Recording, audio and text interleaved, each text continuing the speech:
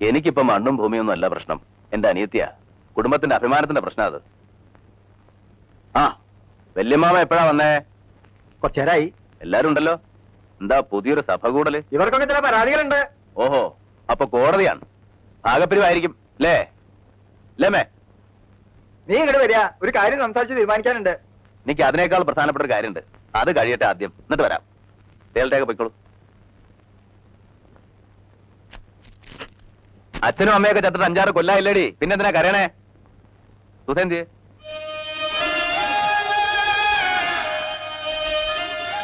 ഇവളുടെ മുഖം എന്താ വല്ലാണ്ടിരിക്കണേ? അവള് കരച്ചില് തന്നെയാ. കുടുംബത്ത് കലഹം ഉണ്ടാക്കിയിട്ട് ഈ കല്യാണം നടത്തണ്ടെന്നാ പറയണേ. ഒറ്റ വീക്കിയാൻ വെക്കും. കുടുംബത്തെ കാര്യമൊന്നും നീ നോക്കണ്ട. നീ നിന്റെ കുടുംബം ഉണ്ടാവുമ്പോ നോക്കിയാ മതി. വല്യേട്ടനെ എല്ലാരും ഒറ്റപ്പെടുത്തും. വല്യേട്ടനെ എല്ലാവർക്കും ഒറ്റപ്പെടുത്താം, പക്ഷെ വല്യേട്ടൻ ഒറ്റപ്പെടാൻ വയ്യല്ലോ. അതല്ലേ വല്യേട്ടന്റെ കുരുക്ക്. എല്ലാം ഉണ്ട്, പക്ഷെ 50 പവനില്ല. എന്ന് വെച്ച് കല്യാണം നടക്കാണ്ടിരിക്കാൻ പോണില്ല. നിനക്ക് അത്യാവശ്യമുള്ള പൊന്നുണ്ട്. ബാക്കി പൊന്നിന്റെ സമാധാനം ഏട്ടൻ ചെയ്തു. ദാ പോരെ.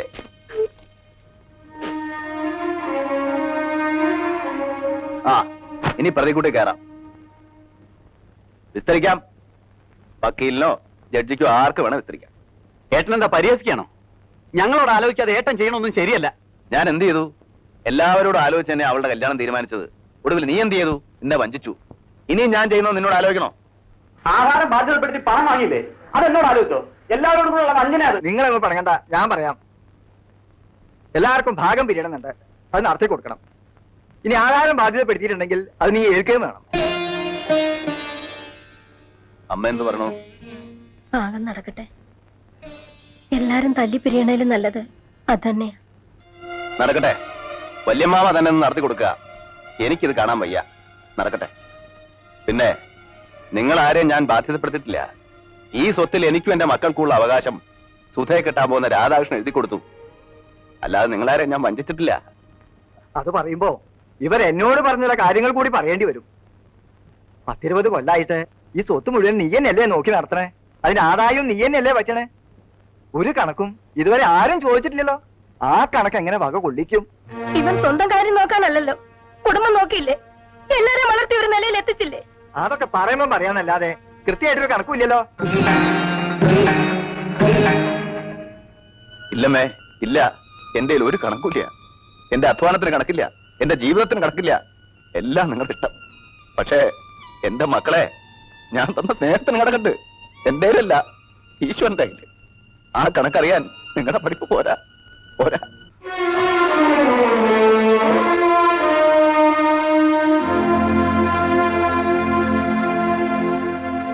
എന്റെ ഉള്ളിൽ നീറാണ്. ഉറക്കം പോലും കിട്ടണില്ല. തെറ്റാണ് ചെയ്തത് മുഴുവൻ. വെറും തെറ്റല്ല, ക്രിമിനൽ മിസ്റ്റേക്ക്. എന്റെ മകളോട് എനിക്ക് സഹതാപമേ ഉള്ളൂ. തെറ്റ് നിന്റെ മാത്രമാണ്. ഒരു പെൺകുട്ടിയെ നിലയ്ക്ക് നിർത്താൻ കഴിയാത്ത നീ എങ്ങനെ ഒരു കോംപ്ലിക്കേറ്റഡ് ആയ കേസ് നടത്തും? നിനക്ക് വലിയൊരു ഭാവി ഞാൻ പ്രതീക്ഷിച്ചിരുന്നു. പക്ഷേ എനിക്കിപ്പോ സംശയം. ഒരു കുടുംബത്തിലെ നീതിയും ന്യായവും നടത്താൻ കഴിയാത്ത നീ എങ്ങനെ കോടതിയിൽ മറ്റുള്ളവർക്ക് വേണ്ടി നീതി നടത്തും? വിജയൻ തന്നെ എന്റെ മകൾക്ക് വാങ്ങിക്കൊടുക്കുകയായിരുന്നില്ല, അവളെ തനിക്ക് വിവാഹം കഴിച്ചു തരികയായിരുന്നു.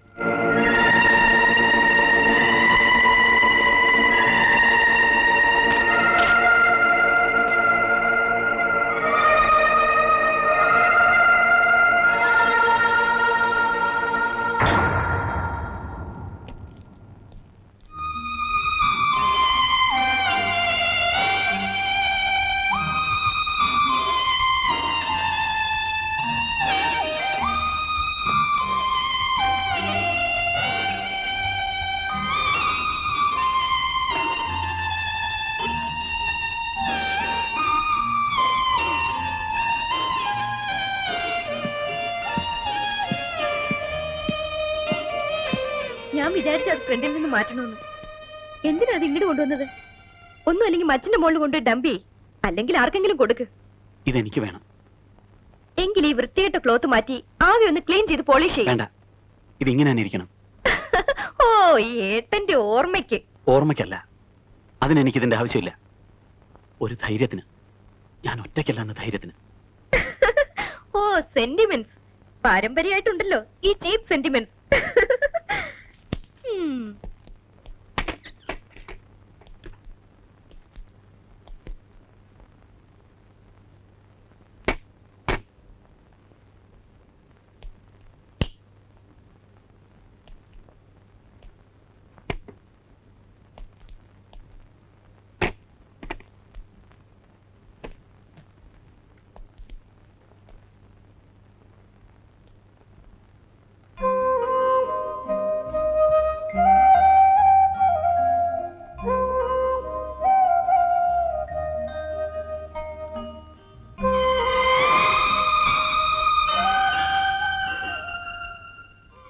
ഈ മുറി എന്നും അടിച്ചു തുടപ്പിക്കണം. എന്നാൽ ഒരു കാര്യം ചെയ്, എന്നും കുറച്ച് അരിയും പൂവിട്ട് പൂജിക്ക്. ചിരിക്കടി. You idiot. വിളിക്ക. നിനക്ക് അടിയുടെ കുറവാണ്. ആവശ്യത്തിന് അനാവശ്യത്തിന് പണം, പദവി, ലാളന. എന്നെ അടിച്ചു എന്റെ അച്ഛൻ അറിഞ്ഞോ നിങ്ങൾ അന്ന് പുറത്താവും. ഇല്ല, നിന്റെ അച്ഛൻ എനിക്ക് കൈ തരും. നിന്റെ അച്ഛന് പറ്റിയ തെറ്റ് ഞാൻ തിരുത്തുന്നതിൽ എന്നെ അനുമോദിക്കും. സംശയം ഉണ്ടെങ്കിൽ ഈ നിമിഷം നീ അച്ഛനെ ചെന്നിട്ട് പറയേ. എടേ, നീ ഇനിയാണ് ജീവിക്കാൻ പോണത് എന്റെ രീതിക്ക്, എന്റെ വീടിന്റെ രീതിക്ക്. നീ ജീവിതം എന്തെന്ന് കാണാൻ പോന്നേ ഉള്ളൂ.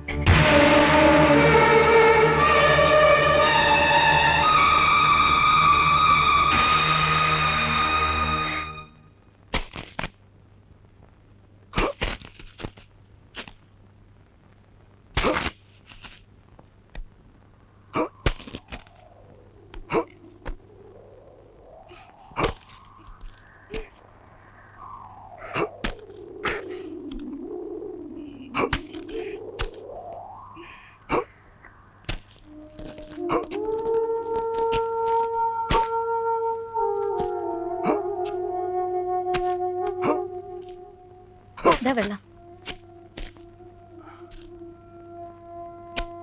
ഡാ, വെയിൽ കൊള്ളാണ്ട് അകത്തേക്ക് പോടാ. അവൻ വെയിൽ കൊള്ളണ്ടോനാ. പഠിക്കട്ടെ മരുവേ, ഇവളെ പഠിക്കട്ടെ. പാറ പോലെ ഇരിക്കണം അല്ലേ? കന്നി മണ്ണ തൂമ്പ വേണ്ടില്ല, പക്ഷെ നനച്ചുണ്ടാക്കിയാലുണ്ടല്ലോ പൊന്ന് വിളയും, പൊന്ന്. എന്നിട്ട് ഈ കറുത്ത ചരടൊക്കെ ഒന്ന് മാറാം. ദേ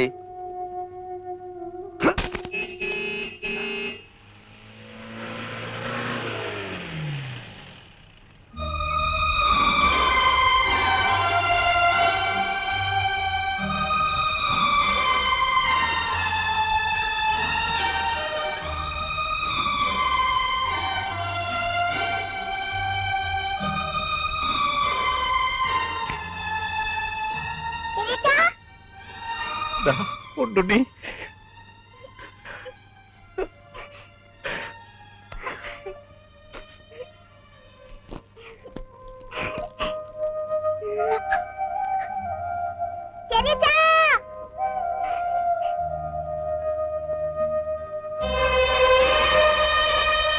വിജയൻ അന്വേഷിച്ച് വീട്ടിലാ വന്നേ.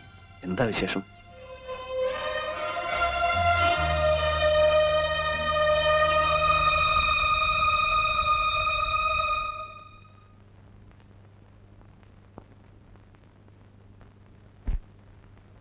എന്നെ ശപിക്കരുത് ഏട്ടാ.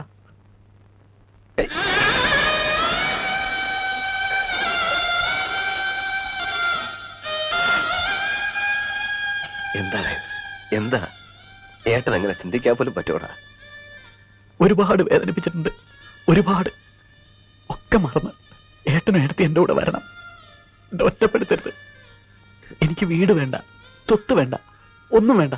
ഏട്ടനും ഏട്ടത്തി മക്കളോടെ ഉണ്ടായിരുന്നാ മതി. വേണ്ട മോനെ, ഇനി ഒരു മടക്കല്ലേ. പറ്റിപ്പിടിച്ചു നിന്നു, പറിച്ചെടുത്ത പോലെയാ പോന്നേ. ഇനി വേണ്ട. ഏട്ടനത് ഉപേക്ഷിച്ചു കഴിഞ്ഞു. പോതാ പുതിയ മണ്ണ് ഉണ്ടായിരുന്ന പൊന്നും പൊടിയെ കൊടുത്ത് വാങ്ങിയതാ. അതൊക്കെ ഇനി ഉണ്ടാവും. പണ്ട് ഇതുപോലൊരു ഭൂമിയായിരുന്നു നമ്മുടെ. നിനക്ക് ഓർമ്മ ഉണ്ടാവില്ല. കുത്തിക്കളിച്ചുണ്ടാക്കി. ഇവിടെ അതുപോലെയൊക്കെ ഉണ്ടാക്കണം. ഉണ്ടാവും.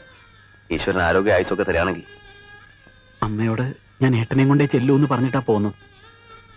അമ്മയോട് പറയാ, ഞങ്ങൾക്ക് ഇവിടെ സുഖാണ്. നിങ്ങൾക്ക് എന്ത് ആവശ്യം ഉണ്ടായാലും ഏട്ടൻ വെളിപ്പുറത്തുണ്ടാവും. പോയിക്കോ, അമ്മ കാത്തിരുന്ന് വിഷമിക്കുണ്ടാവും. ഒരു ഗ്ലാസ് കാപ്പിയെങ്കിലും കുടിച്ചിട്ട്. വേണ്ട, പാലില്ലാത്ത കാപ്പി. കയറി ഒന്ന് ഇരിക്കാൻ പോലും സ്ഥലമില്ല. ഒക്കെ ഉണ്ടാവും. അന്ന് വരണം, ഭാര്യയും മക്കളും ഒക്കെ ആയിട്ട്. മാസത്തിലൊരിക്കലെങ്കിലും ഏട്ടൻ വീട്ടിൽ വരണം. അങ്ങനെ കണക്കൊന്നും വെക്കണ്ട. എപ്പോഴാ വേണ്ടെന്ന് വെച്ചാ ഏട്ടൻ അവിടെ ഉണ്ട്. ഇനി സന്തോഷമായിട്ട് ജീവിക്കുക. വലിയ വക്കീലാവണം. രാമൻകുട്ടി എന്നെക്കാട്ടിയും പേരും പണം ഉണ്ടാക്കണം. ഇവിടെ ഈ തമിഴന്മാരോടൊക്കെ ഏട്ടനൊന്ന് വീമ്പിളക്കാലോ. സമാധാനായിട്ട് പോ. നീ ഒന്നും വന്ന് പറഞ്ഞൂലോ, അതിൽ സന്തോഷമുണ്ട്. എല്ലാം നല്ലതിനാടാ, എല്ലാം നല്ലതിനാ. പൊയ്ക്കോ. ഏടത്തി, ഞാൻ ഇടയ്ക്ക് വരാം. ആ, ശോഭയോടും പറയൂ.